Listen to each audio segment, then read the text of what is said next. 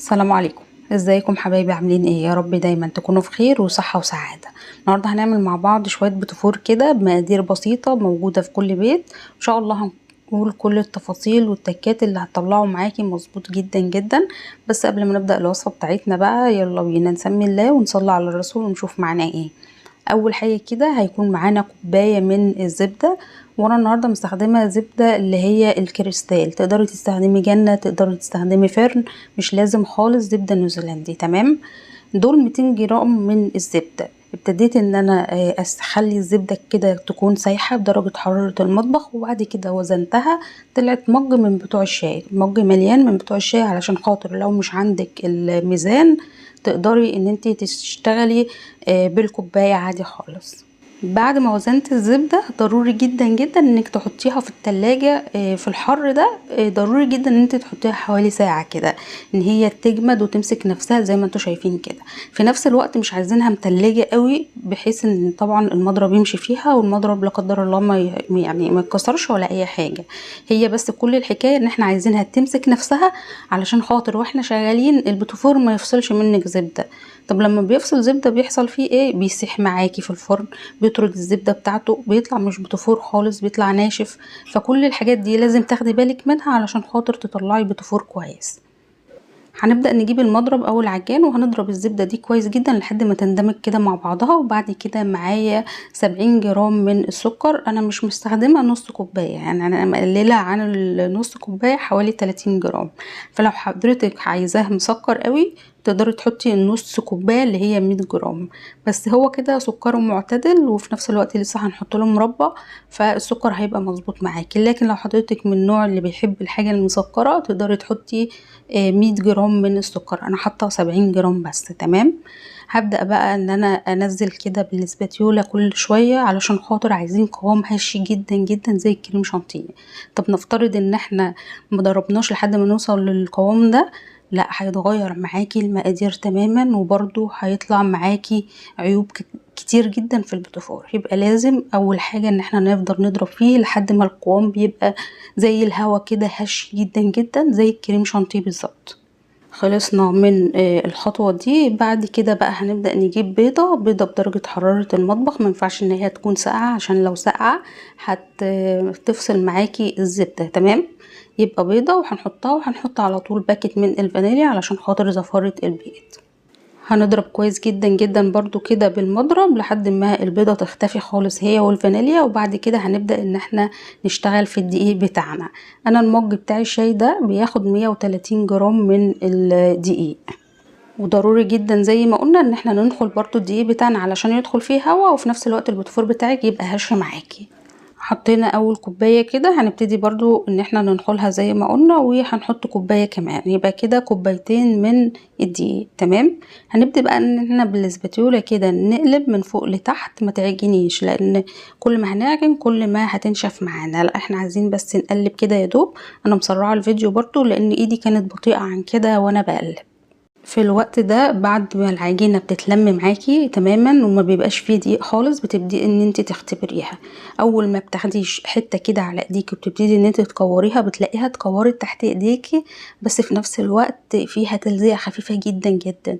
لكن لو بصابعنا كده مسكنا العجينه او صابعنا مشي على العجينه بنلاقي العجينه عجينه سايحه كده. تمام. يبقى لازم تتشكل معاكي بالايد. وهنشوف قوامها تاني مع بعض دلوقتي.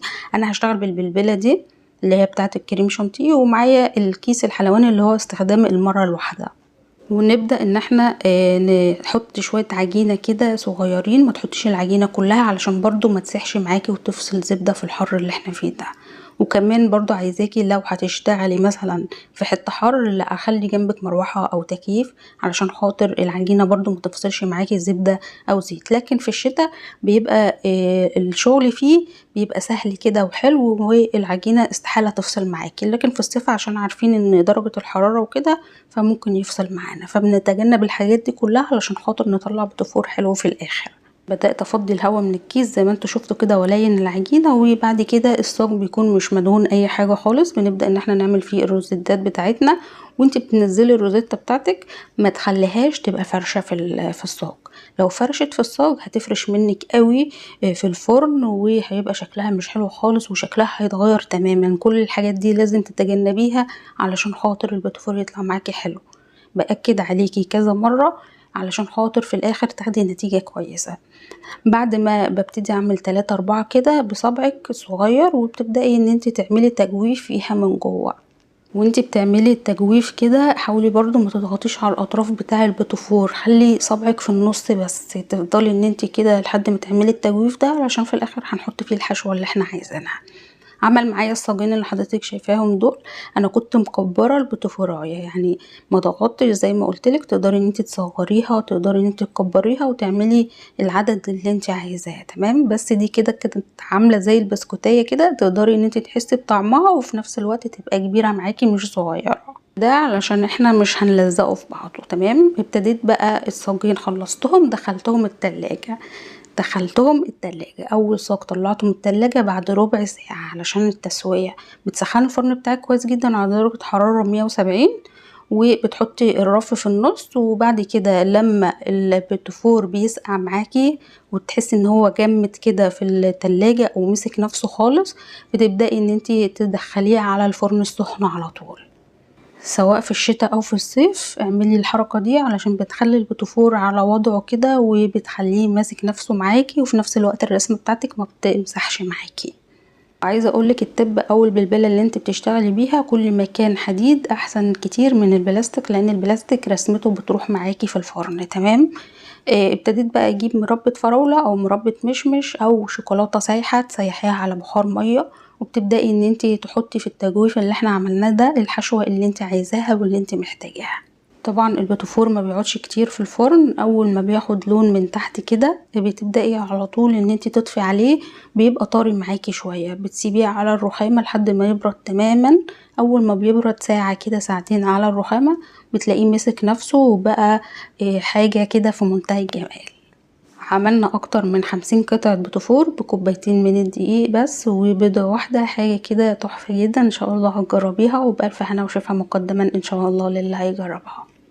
وارجع واقولك لون البيتفور ده في ايديكي زي ما انت متعوده وزي ما انت بتحبي، ادي الدرجه اللي انت محتاجاها واللي انت عايزاها. البيتفور ما بنولعلوش شوايه، حتى لو ولعتيله شوايه بتولعيله شوايه بس همسه، ما يجيش ثانيه او ثانيتين علشان خاطر بس يمسك نفسه، مش اكتر من كده. ما شاء الله البيتفور بتاعنا هش جدا. ان شاء الله هجربيه بالطريقه دي باذن الله، واسيبلك المقادير كلها في صندوق الوصف. لو اول مره بتشوفي القناه بتاعتي تشتركي في القناه وتفعلي زر الجرس علشان يوصلك كل جديد. ما تنسيش تحطي لايك للفيديو. شايفين ما شاء الله حاجه مفيش بعد كده. انا متاكده ان الوصفه دي ان شاء الله هتنجح معاكي. وبكده خلصنا الوصفه بتاعتنا النهارده. اشوفكم ان شاء الله في وصفه جديده على الف خير، والسلام عليكم ورحمه الله وبركاته.